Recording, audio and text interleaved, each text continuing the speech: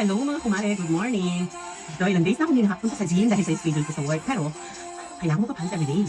So, sinasiga ko talaga dito sa bahay. Paminsan-minsan. At least 1 hour to 2 hours.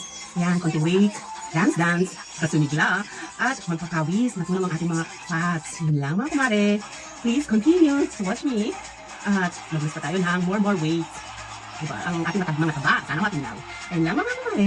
Nag-chip na mamayang gabi. Kaya kailangan ko magpapawis pa para masigla tayo mamayang gabi. Yun lang. Thank you for watching. Bye-bye. Continue to follow me to Healthy Lifestyle. Bye-bye. Thank you.